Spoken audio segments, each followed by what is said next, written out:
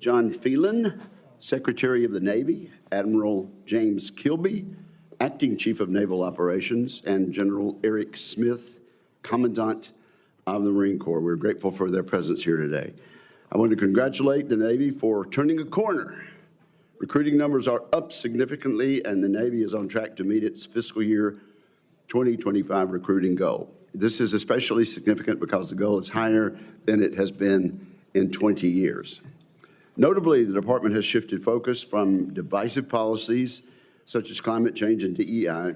Renewed focus on warfighting and service contributes to these recent recruiting successes. This positive momentum provides an opportunity to raise recruiting standards and attract the highest caliber of warfighters our nation requires. In fact, if these recruitment trends continue, we could end up with too few ships for our sailors. Though we're making some improvements, Navy shipbuilding remains in an abysmal condition overall. And we're going to talk about that today. The previous administration tended to scapegoat industry, but the current administration is problem solving, canceling redundant contracts and reducing bureaucratic layers. President Trump's executive orders on federal acquisition reform, drawing from proposals in the Forged Act, are streamlining procurement to maximize every defense dollar. The Forged Act would empower the Navy to buy smarter and innovate faster, and I expect to see these provisions in this year's National Defense Authorization Act. The request falls far short of what we need to protect our country, though. I must say I am deeply disappointed with the administration's fiscal year 2026 budget request for the Navy.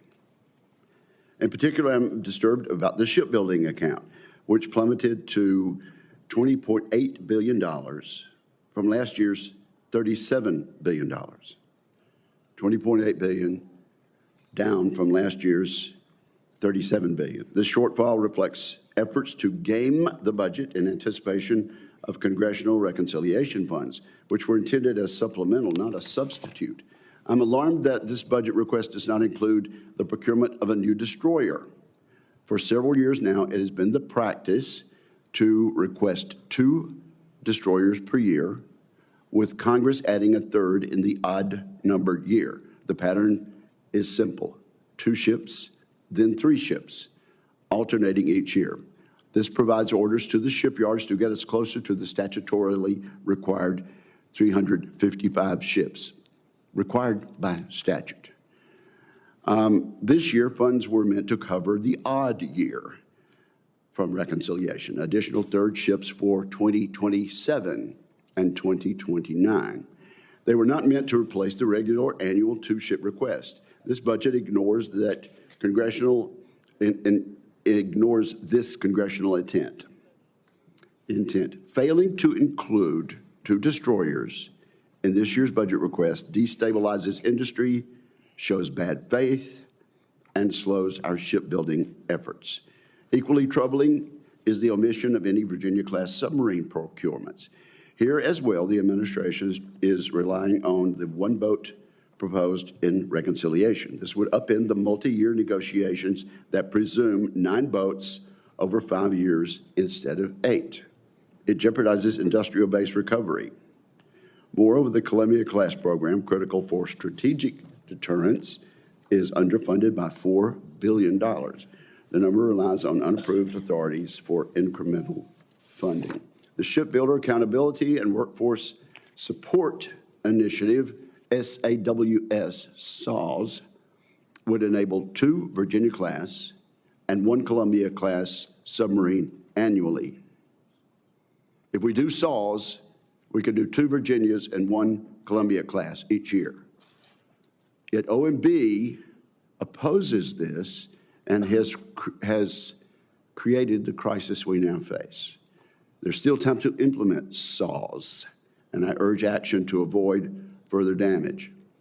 The absence of Constellation-class frigates in the budget also raises serious questions. We'll discuss that during Q&A. Last year, we halted new procurements because of design instability.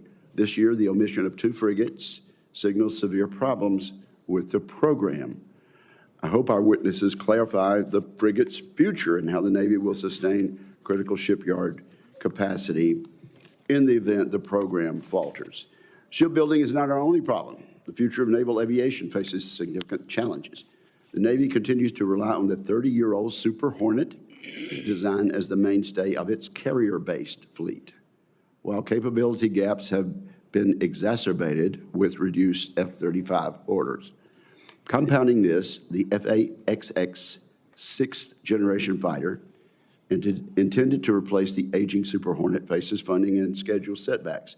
The recent loss of 3 FA-18s during a single deployment of the USS Truman underscores the operational strain on an aging fleet. There is $750 million proposed in the budget reconciliation to jumpstart this program. An announcement from the Navy will need to be made soon, Mr. Secretary, or we will risk further challenges to the industrial base. I recognize that the overall budgetary decisions were not made by the Navy, and I'm committed to a congressional solution to these shortfalls. The committee expects a clear plan to restore shipbuilding momentum, leverage Ford Act authorities, and ensure a fleet capable of deterring aggression in an increasingly contested world. Most members know that Senator Reid is attending a very important graduation ceremony this morning, and we congratulate him and his family in his place. I'm delighted to recognize Senator Kane, who will make opening remarks on behalf of the Democrats. Thank you, Mr. Chairman. To my colleagues and to the witnesses, I echo many of the comments of Chairman Wicker about problems. Each of you are part of the solution, not part of the problem, and that will be our dialogue today. We meet to discuss the Navy's budget request for FY26, but we have yet to receive the full budget request from the administration. And this is quickly becoming the longest delayed budget submission in memory. I urge the White House to deliver it. My understanding in the FY26 budget is the DoD will request an essentially flat budget for the Navy. Secretary Phelan, I want to ask for your assessment of the Navy's current posture and requirements for the coming year. I'm sure my colleagues will do the same. Before we discuss the current status of the Navy and Marine Corps, I want to make some comments on the deployment of Marines and National Guard to conduct law enforcement operations in Los Angeles. We have 2 SASC hearings this week. The second hearing is on CENTCOM posture, and this is the more appropriate time to make these comments. I have a lot of experience in dealing with the Guard as a former mayor and governor, and there are others on this panel who have been in that role. I have requested assistance from the National Guard. I have deployed the Virginia Guard primarily during weather emergencies and public safety instances as governor. I have visited Virginia Guard troops in combat zones in Iraq and Afghanistan and in other federal missions, such as the protection of the Capitol after January 6th. Most recently, I was with the Virginia Guard doing joint exercises with the Finnish Army as part of the State Partnership Program. The genius of the Guard is that it is a partnership between the President and the governors and Guardsmen and women. That partnership over centuries has really been the genius of the Guard. The President's decision to deploy thousands of Guardsmen and women to quell protest in Los Angeles without a request by the California governor, and in fact over the objection of the California governor, is nearly unprecedented. The last time the Guard was deployed to quell protest was in the aftermath of the Rodney King beating. That was at the request of the California governor. We are in very, very dangerous territory. I think my colleagues and I are right to be concerned about this. The American public is concerned about it. The state of California is filing litigation to challenge this misuse of power, and I suspect we'll be dealing with it in proposed amendments in the NDAA as well. Similarly, the Marines, to deploy active duty Marines to quell civilian protest is, in my view, very, very dangerous, a very dangerous precedent. And it's dangerous beyond the escalatory effects that both the governor and the mayor of Los Angeles are warning us about. If we screw up the balance of how we use the Guard or how we use the military in the instance of civilian protests that local law enforcement can handle, we will regret that for a very, very long time. And so I encourage my colleagues and I encourage the courts, we'll grapple with this and hopefully we can establish a balance that is not easily upset. The president's not a king. The military is not a palace guard. Last thing I'll say is this: if you're watching as a citizen, you are able to peacefully assemble and petition government for redress of grievances. It's in the First Amendment to the Constitution. And it's in there for a reason. It's not just to protect individuals' rights to express themselves. It's also because of a belief that a democratic government does better when people can peacefully express dissent. Free speech, free exercise of religion, free press, the ability to peacefully assemble and petition government for redress of grievances. The founders of this country believed that made government work better than suppressing dissenting voices. Many Americans are worried now that if they express dissenting voices to policies of the administration, they're concerned that the military may be deployed against them. And they notice a disharmony between a president who would not deploy the National Guard to protect the Capitol on January 6th, despite repeated requests by the mayor of D.C. and the head of the Capitol Police, because those protesters supported the president, and a president who deploys the Guard and Marines in the absence of a request and over the objection of the mayor of Los Angeles and the governor of California. I just want to say to any of you there who believe firmly in your First Amendment right to peacefully assemble and petition government for redress of grievances, that fully inhabiting that right in a peaceful way is more important now than it's been during my lifetime. We're coming up on the commemoration of 250 years of American democracy, and it's on the shoulders of this generation to decide whether the commemoration will be a celebration or a requiem or a wake or a coronation. We need to make it a celebration, and for that we need brave and patriotic citizens who are willing to, without fear, exercise rights that were guaranteed to them from the very first days of this country. The Navy does remain the finest maritime force in the world, but it's struggled to grow and maintain the fleet, and I needn't repeat comments that Senator Wicker made. Many vessels, aircraft carriers, multiple destroyers, and frigates, and some of the air platforms are behind schedule, in particular the Virginia-class fast attack subs, Columbia-class ballistic missile submarines, which are so critical and prioritized very highly by all of you, are delayed and face budgetary challenges. And other programs in both the private and public shipyards. We are doing a shipyard industrial infrastructure optimization program, investing heavily. That's showing some improvement. We need to do more. I continue to believe that the most significant challenge we have is a workforce challenge, and I would want to ask each of you about how you're grappling with the workforce challenges. The administration recently announced a major new shipbuilding initiative in the State of the Union address. I thought that was positive, be run by the National Security Council, but I understand that this office will focus primarily on commercial shipbuilding, not Navy vessels. And given the departure of many of the staff from the NSC who are expected to staff that initiative, I'm sort of wondering what your interaction has been with the White House and how they may add value to this problem we're trying to solve. General Smith, the Marine Corps continues to pursue your multi-year force design transformation effort with a focus on the Indo-Pacific. The Marine Corps is restructuring around expeditionary concepts that can provide a more flexible amphibious force. But to achieve it, you're focusing on a number of efforts: long-range fires, enhanced air and missile defense, improved ground and amphibious combat vehicles. But we continue to grapple with the question of the sufficiency of the amphibious fleet, and I think my colleagues and I will have some questions about that today. Finally, I will note that the President has failed to nominate a new Chief of Naval Operations since he abruptly dismissed Admiral Lisa Franchetti in February without explanation.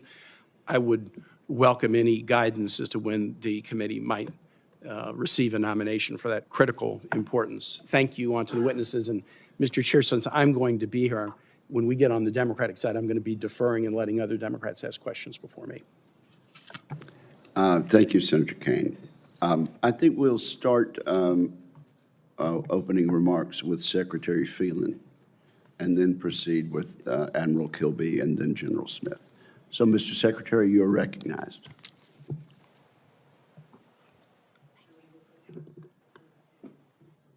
Microphone, please.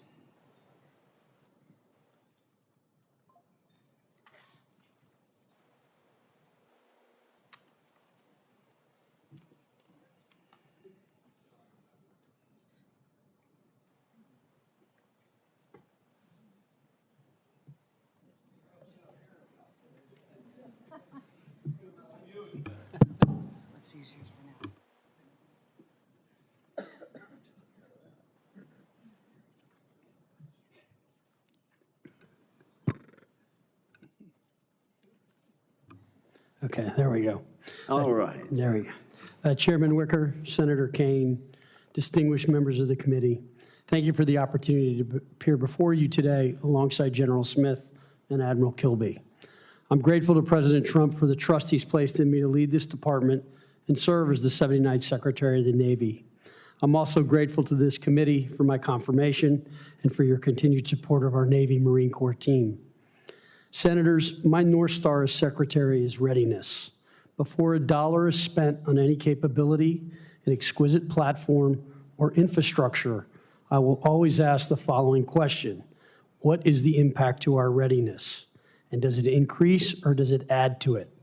If the answer is no, we will not spend the dollar. As stated to this committee before, I'm focused on 3 priority areas. First, strengthening shipbuilding in the maritime industrial base. Second, fostering adaptive, accountable, and innovative warfighter culture. Third, improving the health, welfare, and training of our people, our sailors, Marines, and their families. Since my confirmation 2.5 months ago, I've been on a listening and learning tour. I've traveled across the country and visited some of our allies overseas. I visited our public, private, and overseas shipyards, as well as our installations, and I've met with many of our sailors, Marines, and shipyard workers. What I've learned is this: we are still the dominant naval power, but our adversaries are closing the gap at a concerning, accelerating rate. We need to make important cultural and strategic changes in order to maintain our competitive advantage. And we need to address a culture, one riddled with bureaucratic decision-making and gold-plated requirements, that is endemic to this department. Because there is no doubt we are operating in a world that is more hostile and unpredictable. As evidenced by recent conflicts, warfare as we know it is changed dramatically. China is no longer just a pacing threat, it is our primary competitor, both economically and militarily. With their naval fleet nearing 400 ships, China's goal is not defense of its homeland only, it is the forward projection of power and influence. In the Indo-Pacific, our Navy Marine Corps team is deepening cooperation with our allies and partners to strengthen deterrence and keep open our sea lines of communication. At home, they are supporting homeland defense through Task Force Zapper, providing surveillance, logistics, and manpower at the southern border.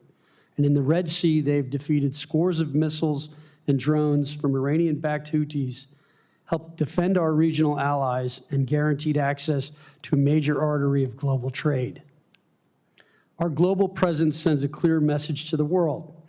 The United States Navy and Marine Corps are prepared and ready to fight and win anytime and anywhere. However, our naval superiority is under threat. For too long, we've allowed our shipbuilding industry to erode, hollowing out the very capacity we need to maintain credible naval deterrence. That must change. Rebuilding our maritime industrial base is not just a matter of economic policy, it is a national security imperative. President Trump's executive order on restoring America's maritime dominance highlights that urgency and puts us on the right path. I've been to 10 shipyards, 7 here in the United States and 3 overseas.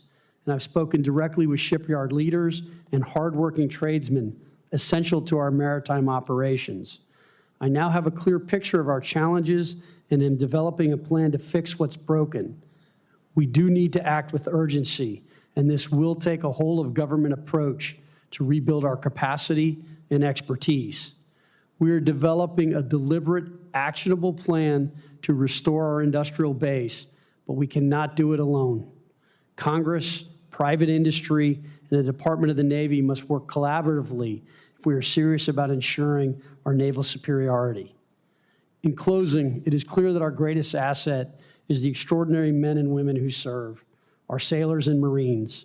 We will continue to invest in them through smarter recruitment, better training, and targeted retention efforts to retain top-tier talent.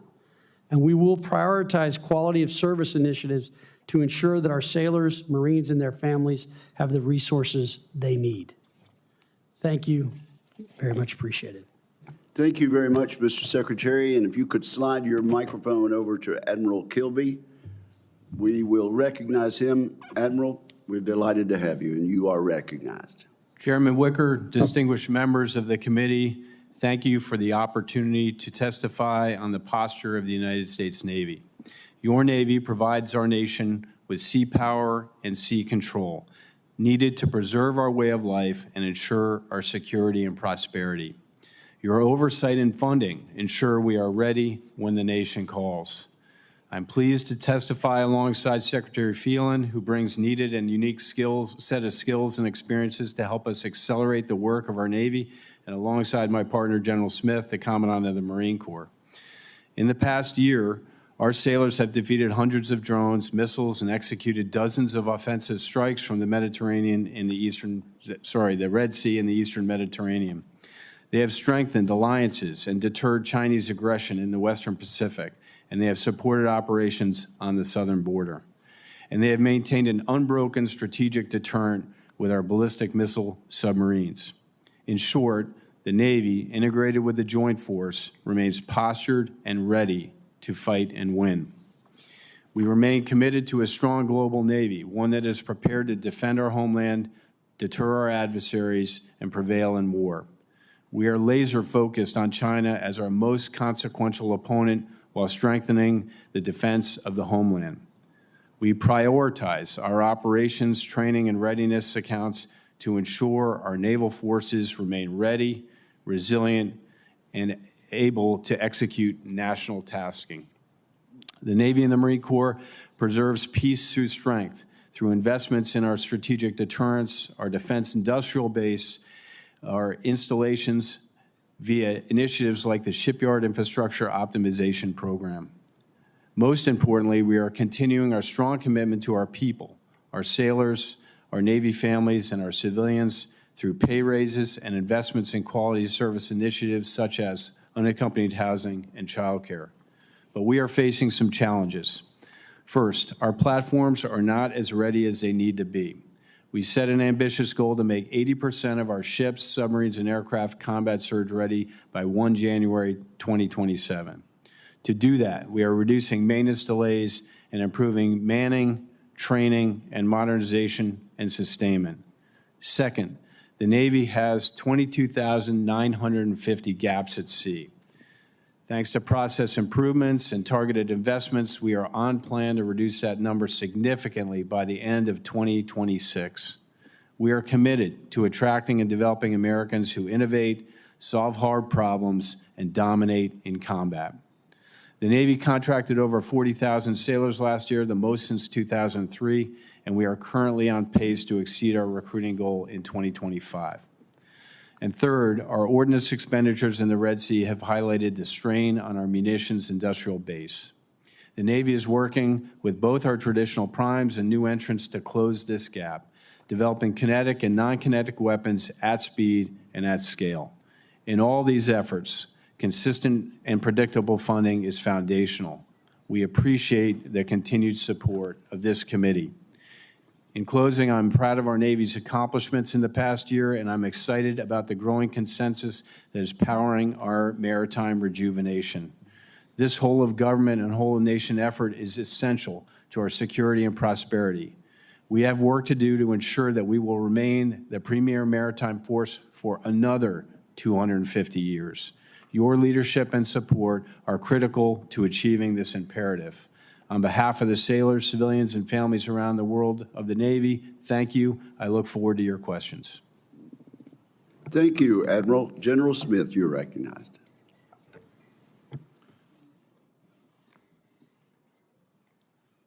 Well, good morning, Chairman Wicker, Senator Kane, ladies and gentlemen.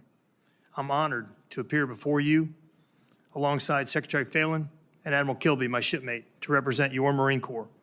I'm going to keep my comments short so I can answer your questions.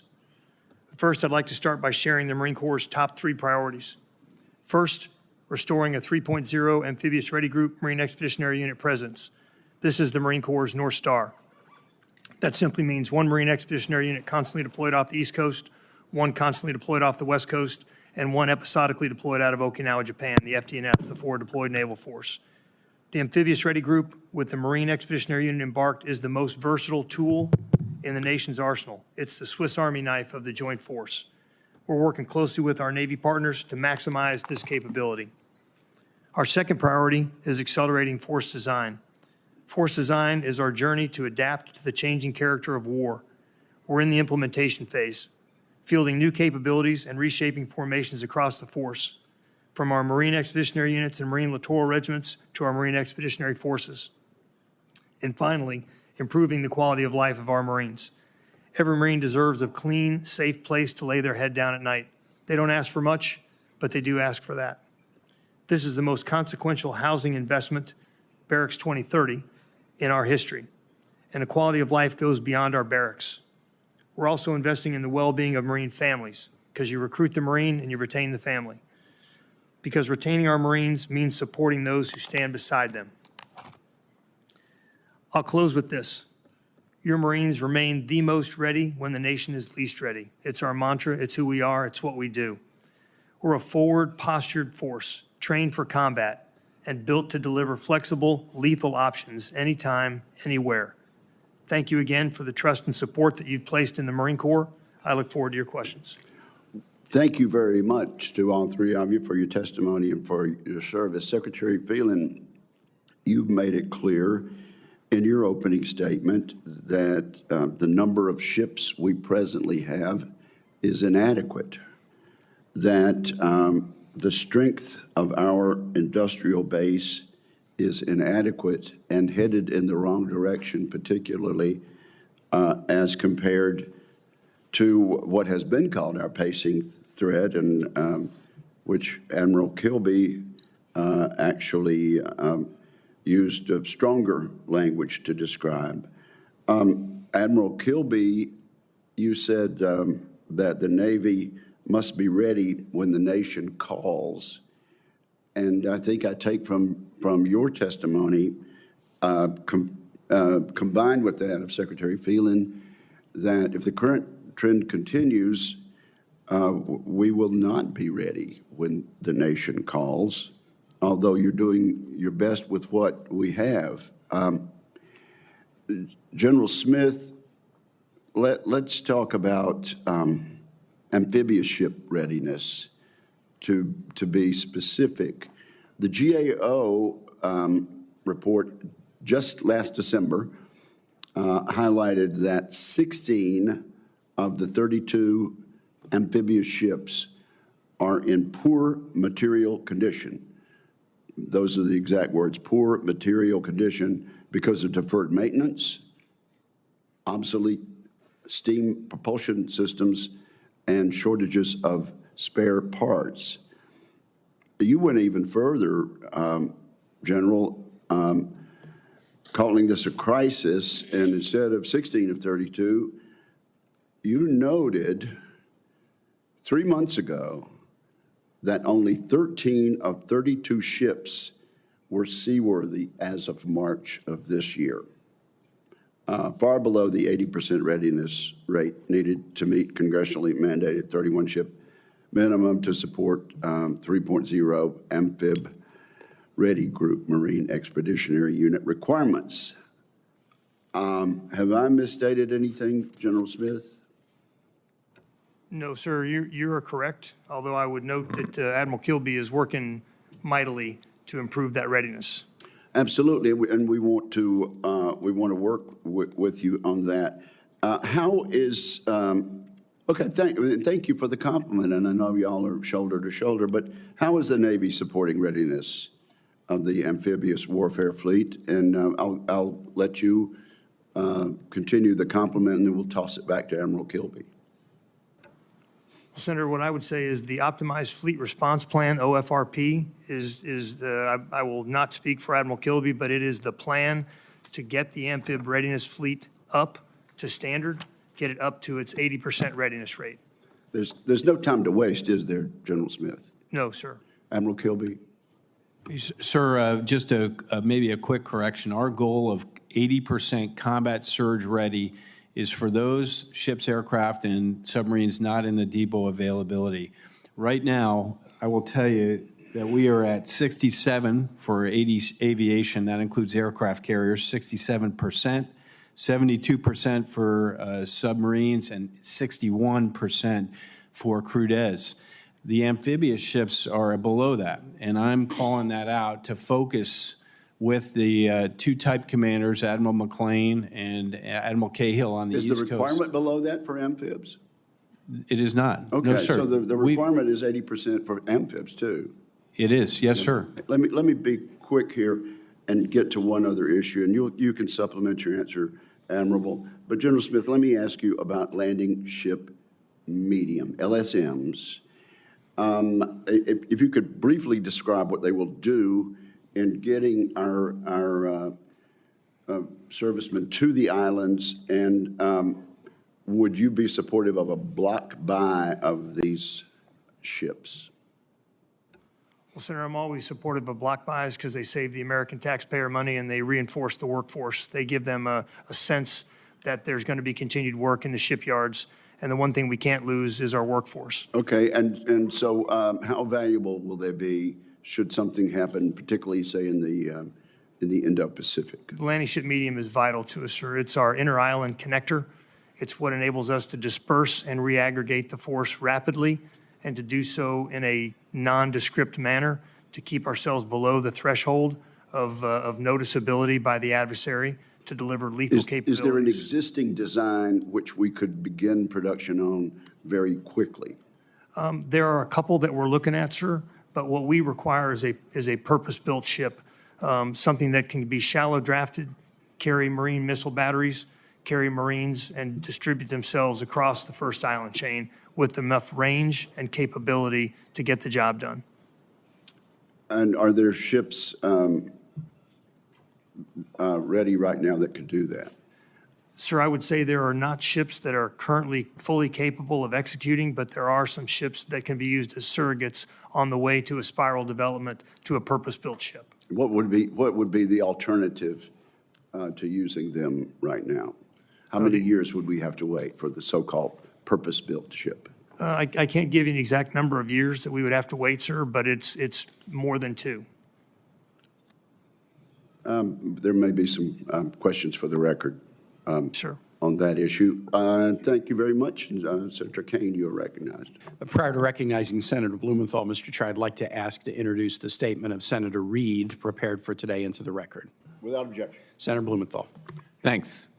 Thank you, Mr. Chairman. Thank you, Senator Kane. Thank you, gentlemen, for your service to our nation and your being here this morning. And I want to reiterate some of the points that my colleague, Senator Kane, made. I'm deeply, deeply concerned about the use of our National Guard and our Marines, essentially in what appears to be law enforcement and crowd control. It threatens our civil rights and civil liberties directly contrary to the doctrine of posse comitatus, which is at the core of our constitutional protections. These active duty military are being used essentially to do crowd control and to potentially use force against fellow Americans, which is exactly what the founders wanted to prevent through this doctrine, and that Congress sought to prevent through the Insurrection Act. Unfortunately, the Insurrection Act is fraught with weaknesses that, in effect, give the president unbridled power. I will introduce later today reforms to the Insurrection Act that limit the president's power with safeguards and guardrails for the purpose of protecting our constitutional rights, but also, frankly, protecting our military. And that's the main point I want to make today. I consider the use of the military in this way a risk to our national security at a time when we need more support and more credibility for the kinds of complicated and challenging tasks we ask our men and women in uniform to do. This escalatory and inflammatory use of military men and women against their fellow citizens threatens to be a stain on their honor and a blow to their support and credibility among Americans. The sight of Marines taking potential force against fellow Americans, Commandant Smith, I regard as deeply dangerous to our Marine Corps. These Marines have no training in crowd control, do they? Senator, the Marines that have deployed do have crowd control training. Where did they do that crowd control? They did that at their home station at 29 Palm, sir. You said that they're trained for combat. They're being deployed for, in effect, law enforcement, aren't they? So they're being deployed to support law enforcement.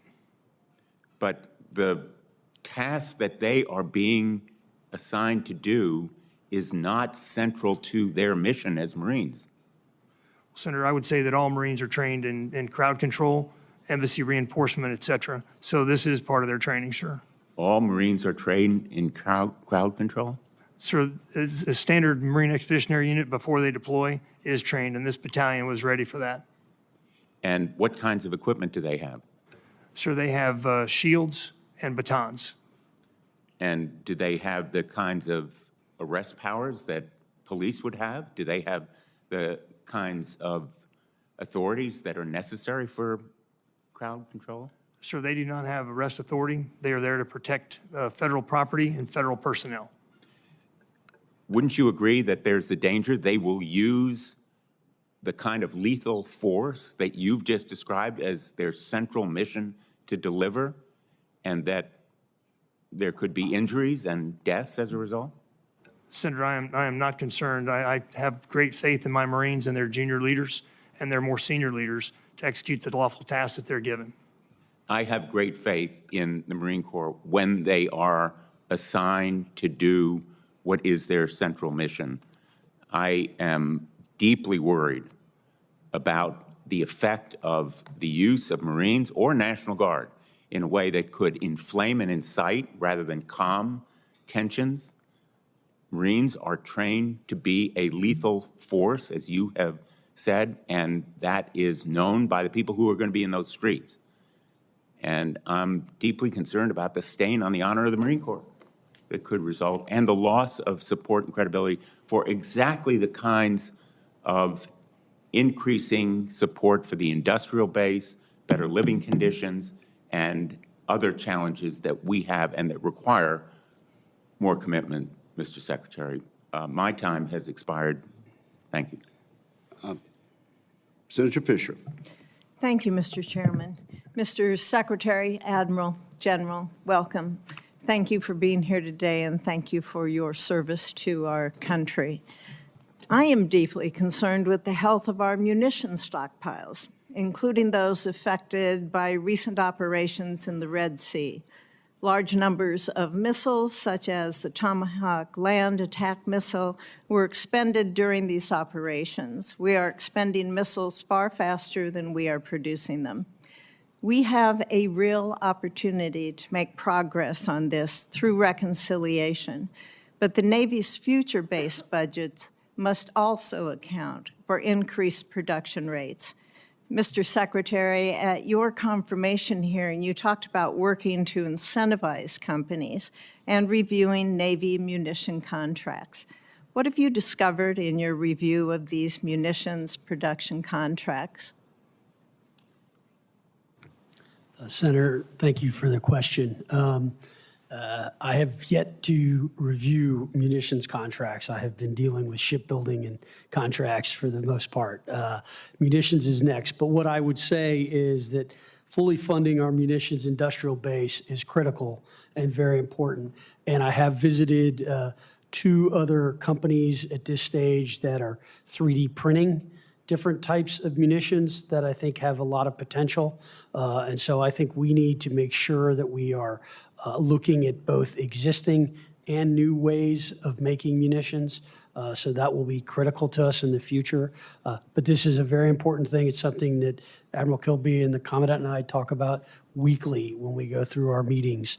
So it is critical, and munitions is next up on the list. Thank you.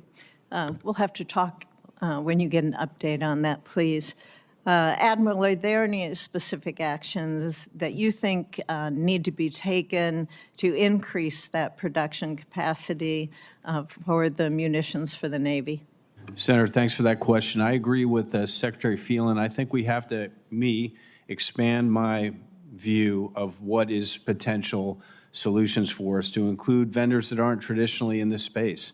We do need to double down on traditional munitions like SM-6, SM-2, LRASM, conventional prompt strike when it delivers, maritime strike Tomahawk, all critical in this fight. And as you point out, we're using them at a rate we hadn't anticipated because of the Red Sea. Are you concerned that too many of our programs rely on sole sources, and that diminishes, obviously, then competition? I don't know if I am concerned about the lack of competition in the industrial base for munitions. I think we must do better there, even if it is producing a missile that isn't quite as effective as the SM-6. That's better than zero missile in your magazine. So I think we've got work to do there, and I'm committed to do that work with Secretary Phelan. Great, thank you. Mr. Secretary, I'm also deeply concerned about the delays in the Columbia-class production timeline. Since taking office, what have you discovered regarding the pervasive delays in the Columbia-class program?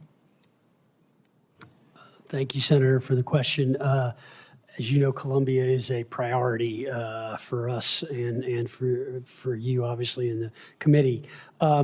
I think there are a number of different issues we've come across. One is, you mentioned the topic of single source builders. We also have that in supplies, which is potentially a problem. So we do need to expand out the industrial base. I think some of it has been, I've visited both Quonset and Groton and have gone there. I think that there is issues that can be done to increase productivity much faster. And I've spoken with the CEOs of both of those companies about my visit there and what I learned. I believe that we will start to see an increase. We are trying to shift the schedule left, and there are a few different things we are trying right now. Okay. In addition, we have, at the direction of the Deputy Secretary of Defense, we have sent in a group to try to help them analyze workflow processes and those sorts of things as well. Thank you. Admiral, I wanted to ask you, because of the delays we're seeing on the Columbia class, I know the Navy's been working to extend the hulls of some of the existing Ohio class. How's that going?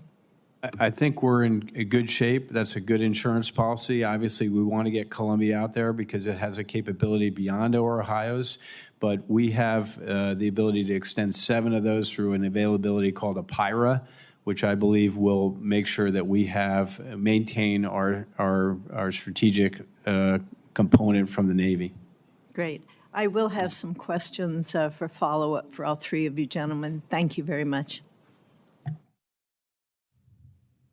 Thank you. Senator King.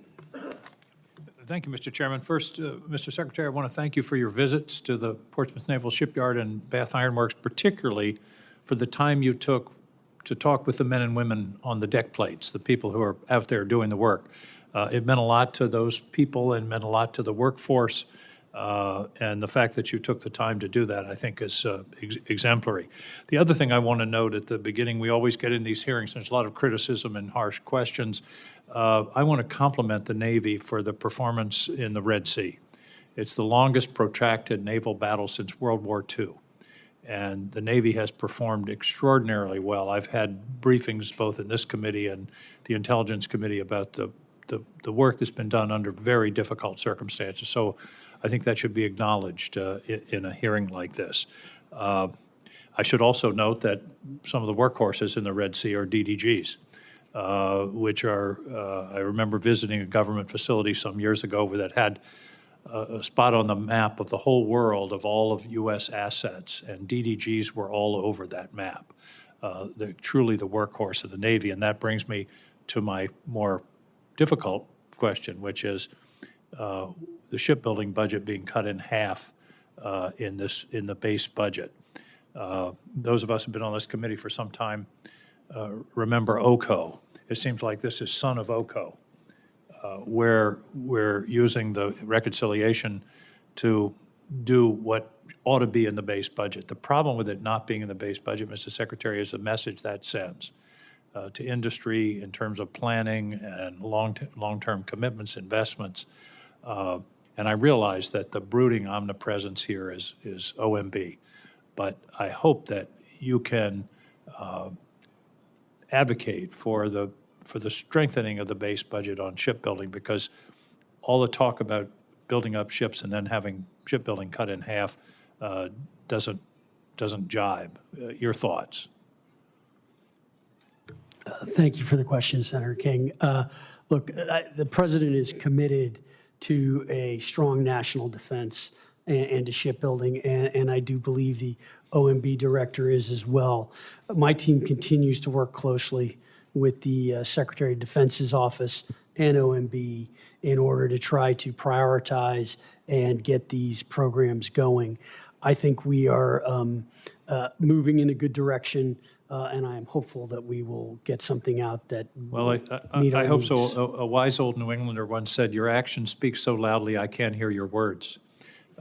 So not being in the base budget, I think, is a real problem, both in terms of the practicality of it, but also for the message that it sends to the defense and industrial base. You talked about availability, and this is something I've been working on for some time. The average availability of Navy ships, and it varies. Amphibs are below 50%. Some, as you mentioned, are around 70%, but the average is around 50%. The average availability of Carnival Cruise Lines is 93%. If Carnival Cruise Lines had 50% of their ships offline at any given moment, they'd be out of business.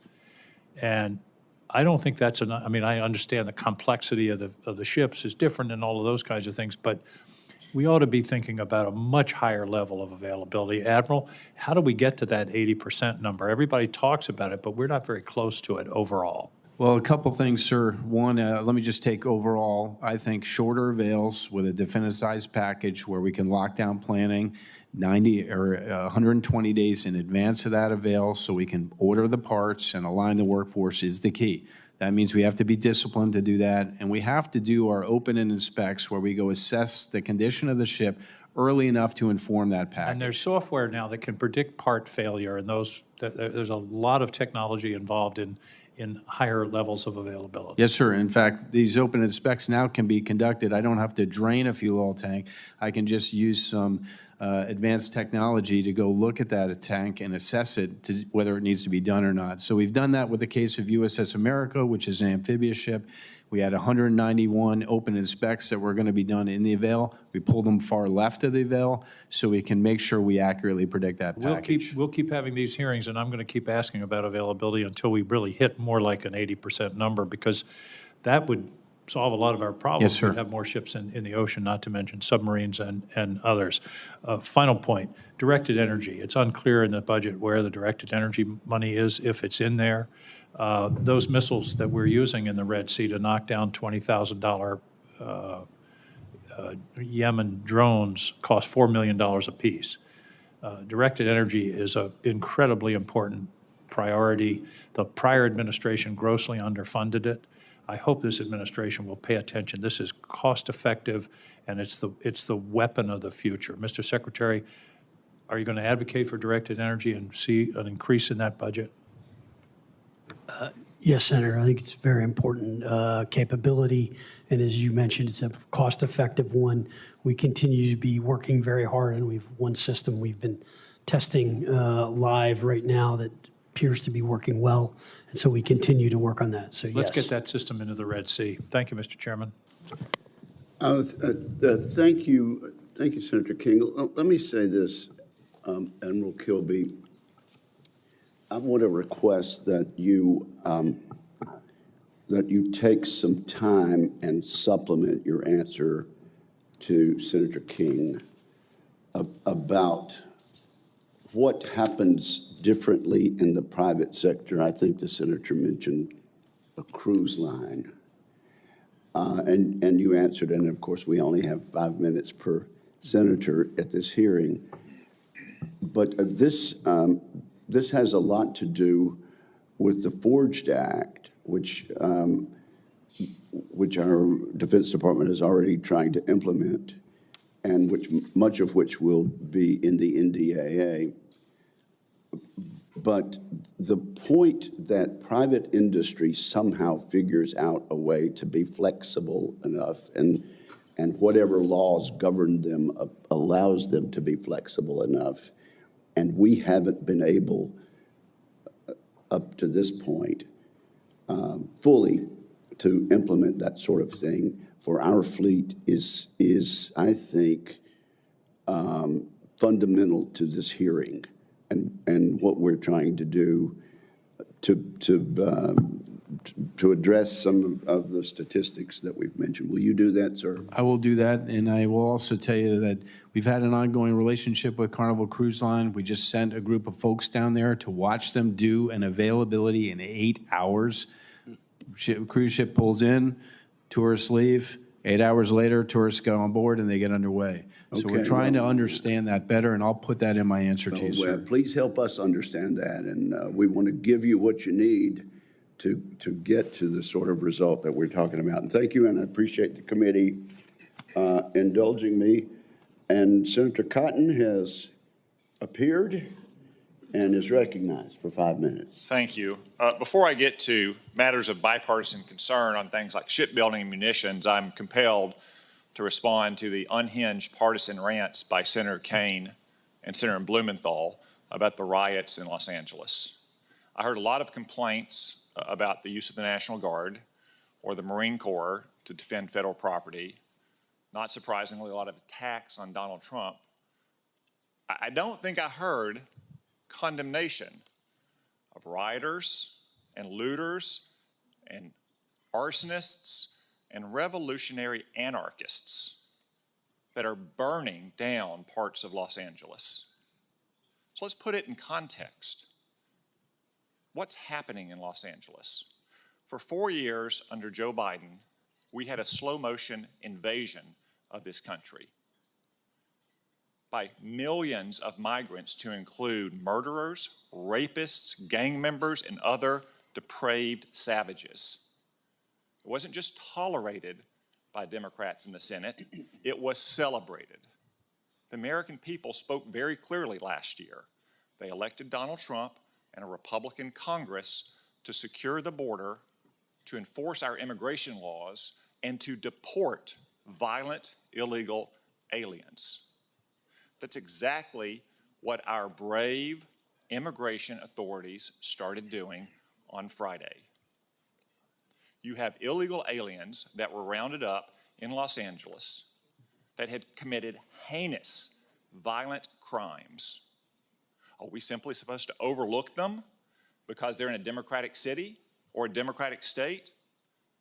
You can sexually assault children as an illegal alien, but if you're standing outside a Home Depot as a day laborer, immigration authorities are not supposed to arrest you and remove you from the streets to protect innocent civilians. And then what happened? Again, anarchists, revolutionaries, left-wing street militias started attacking law enforcement with bricks and cement and frozen water bottles, spitting in their faces, or much worse, setting cars on fire, looting buildings, setting buildings on fire. Under these conditions, of course, we should always want the local police to be the first line of authority, and they usually can restore order. In Los Angeles, they could not. How do we know? The Los Angeles Police Department chief told us that his forces were overwhelmed, even as he kept them on all after their shift. The next line of defense against such civil disorder is the National Guard. You would expect a responsible governor, when one of his city's police forces are overwhelmed, to call out the National Guard. But the incompetent and ideological governor of California refused to do so. So President Trump had to act. He has clear legal authority to federalize the Guard when necessary to protect innocent life and property, and especially federal officers and federal property. That's exactly what he did. Just like, for instance, in my state in 1957, when the racist Democratic governor tried to use the National Guard to prevent the desegregation of Little Rock Central High School. And President Eisenhower said, I don't think so, and federalized the Guard to ensure the desegregation of Little Rock Central. And what did the governor of California do? Rather than recognize the error of his ways and cooperate and try to restore order in California, he began grandstanding, attacking the president, suing the federal government for using the National Guard to restore order, which again is one of its functions. Now, the third line of defense, as Senator Blumenthal referenced, is the Insurrection Act, the use of active duty troops to restore order. The president has taken a measured approach so far. He has said he doesn't think it's necessary to do so, but he will use that venerable law, which goes back nearly to the beginning of our republic, if called for, as it was, for instance, in the 1992 LA riots. Now again, we all hope that these riots are stopped, that these outlaws and renegades are arrested and prosecuted to the fullest extent of the law. But the president has a constitutional responsibility to protect innocent lives, to defend federal officers, and to defend federal property, which is exactly what the Marines were sent to Los Angeles to do. Not to engage in crowd control, not to engage in civilian arrests, but to protect federal property. Now, my time has expired, so I won't get to address some of the important issues that you came here to speak about, gentlemen. But I do want to express my thanks to the California Guard and to the Marines that are currently trying to perform the simple responsibility of protecting federal officers, federal property, and help the local police restore order in Los Angeles. Thank you. Thank you very much. Senator Kane is next. Well, just to respond, the issue is not, is there lawless behavior that can be controlled by local law enforcement? You either believe in a federal system or you don't, where a governor requests the National Guard or doesn't, and you either believe in a civilian military division or you don't. Now, President Trump has addressed this topic in September of 2020. Look, we have laws. We have to go by the laws. We can't move in the National Guard. I can call insurrection, but there's no reason to ever do that. Even in a Portland case, we can't call in the National Guard unless we're requested by a governor. I'll set aside all the ad hominem partisan attacks and just say this. Senator Cotton brings up the example of Little Rock. President Eisenhower, Republican president, did federalize the Guard in that instance. Why? Because it was the governor that was violating federal law. There is no suggestion that Governor Newsom is violating federal law. In fact, he said, arrest me if I'm violating the law. And yesterday, the chief border agent for the United States said, there is no cause to arrest you. You are not violating federal law. And so the right balance in this instance is to let a local official, mayor, governor, seek assistance if they need it. If the president decides more assets are needed, we wouldn't even be having this discussion if he said in federal law enforcement, FBI, DEA, federal law enforcement. We're having this discussion because the president, in an unprecedented way, without a request and over the objection of the local elected leadership, has sent in the United States military, and that is unprecedented. General Smith, I want to just compliment you. You listed 3 pillars of the area you're working on, and number 3 was quality of life. Yesterday, I was at Yorktown Naval Base, and I visited your Marine Corps Security Force Regiment to see advances they're making on Barracks 2030, and it was very, very impressive. And I told them that this is a real template for what we ought to be looking at Marine-wide and DOD-wide, and I just wanted to compliment you on that. To Secretary Phelan and Admiral Kilby, Senator Fisher has asked you about Columbia class. I was going to ask, but not only just focus on, can you talk about